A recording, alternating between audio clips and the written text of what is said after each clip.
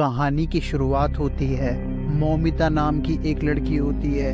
वो डॉक्टरी का एग्ज़ाम पास करने के बाद कोलकाता के आरजिकल मेडिकल कॉलेज में जाती है। उसकी फैमिली में वो और उसके माँ बाप होते हैं। वो नॉर्थ 24 परगना में रहते हैं। मौमिता पीजी की सेकेंड ईयर की स्टूडेंट और सेकेंड ईयर की जूनियर डॉक्टर होती है। जब ये आरजिकल मेडिकल कॉलेज में जाती है तो उस दिन कुछ ऐसा होता है जो मौमिता ने कभी सोचा नहीं होता। उस दिन और दिनों की तरह इसकी नाइट शिफ्ट लगी होती है। ये शिफ्ट रात के 10 बजे से शुरू होती है। 8 अगस्त का दिन होता है। रोज की तरह ये अपना काम कर रही होती है और मरीजों को देखना और उनका इलाज करना। काम करते करते धीरे धीरे सारे मरीजों को चेक करने के बाद और इलाज करने के बाद रात के करीब 2 बज जाते हैं। उसके बाद अपने 4 जूनियर डॉक्टरों के साथ रात का खाना खाने के लिए कैंटीन में जाती है। खाना खाने के बाद आम दिनों की तरह जब काम का लोड कम हो जाता है, तब डॉक्टरों का स्टाफ जब थक जाता है, तब हॉस्पिटल के चौथी मंजिल पर एक सेमिनार हॉल होता है जहां पर 30 से 35 लोगों के बैठने की व्यवस्था होती है। जब भी जूनियर डॉक्टर और स्टाफ के मेंबरों को थोड़ा काम से फुर्सत मिलती है तो थोड़ी देर के लिए स्टाफ के मेंबर यही सेमिनार हॉल में आकर थोड़ा रेस्ट कर लेते हैं। उस दिन जूनियर डॉक्टर भी हॉल में खाना खाने के बाद वहीं जाकर थोड़ी देर के लिए रेस्ट करने जाती है और करीब सुबह के 8 बज जाते हैं, पर वो सेमिनार रूम से वापस नहीं आती है। हॉस्पिटल का सारा स्टाफ अपने काम से व्यस्त होता है। रात के शिफ्ट वाले भी लोग ये सोचते हैं कि वो अपने घर चली गई होगी और वो भी अपने घर चले जाते हैं। 8 सवा 8 बजे के आसपास हॉस्पिटल का एक व्यक्ति जाकर सेमिनार हॉल का दरवाजा खोलता है और अंदर जाता है। अचानक उसकी नज़र ज़मीन पर पड़ती है। वो देखता है पुराने से गद्दे पर एक लड़की की लाश पड़ी होती है जिसके चारों तरफ खून ही खून पड़ा होता है। वो आदमी देखने के बाद तेजी से चिल्लाता है और बाहर भागता हुआ जाता है। कुछ मिनट के अंदर हॉस्पिटल के सारे लोग वहाँ जमा हो जाते हैं। जो भी उस लड़की की हालत देखता है उसके रोंगटे खड़े हो जाते हैं। उसके शरीर के ऊपर तो कुछ कपड़े होते हैं पर नीचे कुछ नहीं होता है। पूरा शरीर जख्मों से भरा होता है। आंखें और मुंह से खून बह रहा होता है। डॉक्टर जो वहाँ खड़े होते हैं वो उसके शरीर पर कपड़ा ढकते हैं और उसकी सांसें चेक करते हैं तो पता चलता है कि वो अब इस दुनिया में नहीं है। उसके बाद लड़की को पोस्टमार्टम के लिए ले जाया जाता है। हॉस्पिटल में जितने भी बड़े सीनियर डॉक्टर होते हैं, थोड़ी देर बाद घर वालों को इन्फॉर्म किया जाता है। कुछ टाइम बाद लड़की की पोस्टमार्टम रिपोर्ट भी आ जाती है। दोनों आंखों से खून बह रहा था, प्राइवेट पार्ट से खून बह रहा था, पेट भी जख्मी था और लेफ्ट पैर में भी काफी चोट लगी थी। गर्दन और हाथ में भी चोट लगी थी। होठों से भी खून बह रहा था। उसको गला घोंट कर मारा गया था, पर इस बात का नहीं पता लगा कि रेप मरने के बाद किया था या मरने से पहले। उसके बाद हॉस्पिटल में सारे स्टाफ के गुस्से को देखकर धरना प्रदर्शन शुरू हो गया। लोग कहने लगे कि जब सरकारी अस्पताल में हम सुरक्षित नहीं हैं तो कहाँ सुरक्षित होंगे। पुलिस के ऊपर प्रेशर आने लगा। जब पुलिस ने जांच शुरू करी तो हॉस्पिटल के सेमिनार हॉल की सही से तलाशी करी, पर सेमिनार हॉल के अंदर कोई कैमरा नहीं था।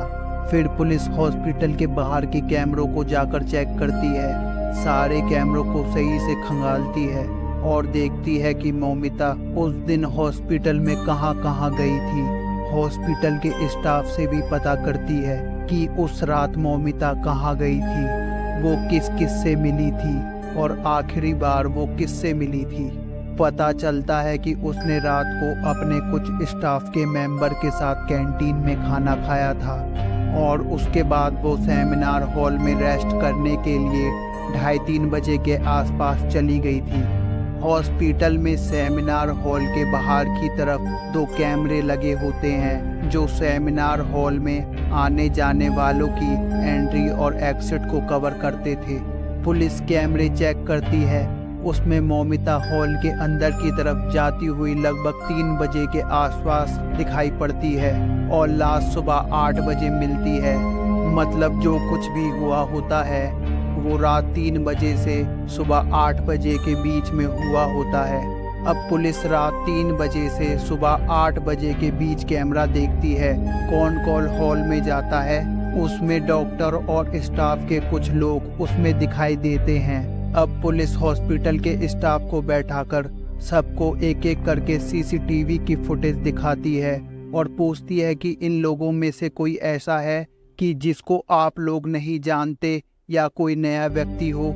स्टाफ के मेंबर एक एक करके सबको पहचानते हैं, लेकिन उनमें से एक आदमी फोटो में दिखाई देता है जो स्टाफ का नहीं होता है। पुलिस सबको वो फुटेज दिखाकर पूछती है।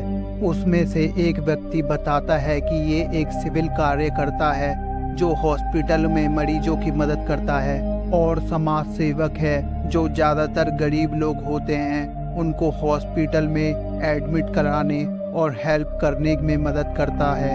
ये कोलकाता पुलिस के लिए मुखबिर का काम भी करता था।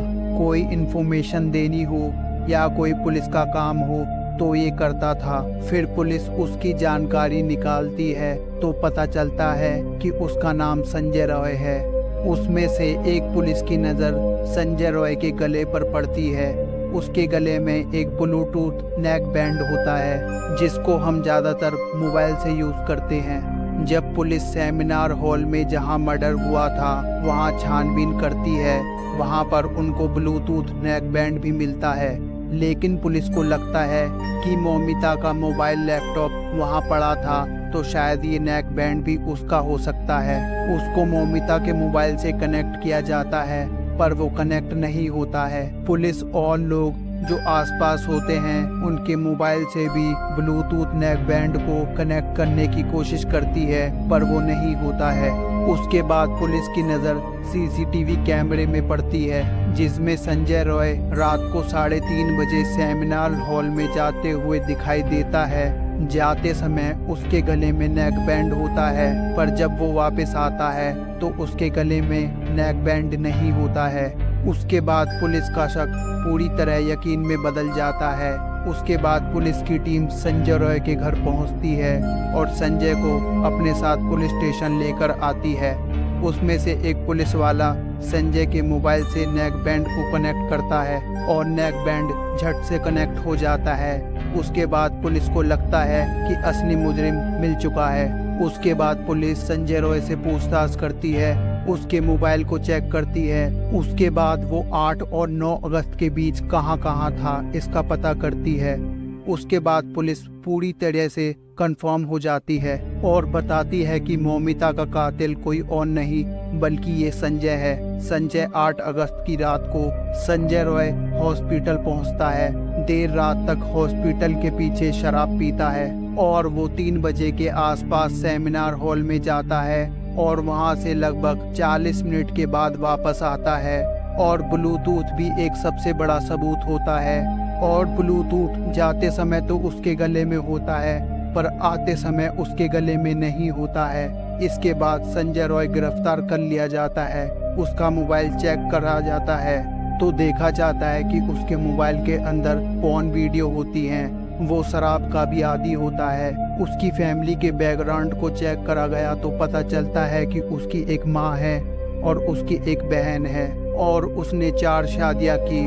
उसमें से 3 उसकी हालत को देखकर उसको छोड़कर चली गई और चौथी बीवी की मौत बीमारी की वजह से 1 साल पहले हुई थी। और उसके आस पड़ोस के लोग भी उसको गलत तरीके से देखते थे। वो जानते थे कि ये आदमी सही नहीं है। आगे की कार्रवाई अभी चल रही है। देखते हैं कि मौमिता के माँ बाप को जितनी जल्दी हो सके इंसाफ मिल जाए। आपकी क्या राय है दोस्तों, हमें कमेंट में ज़रूर बताना।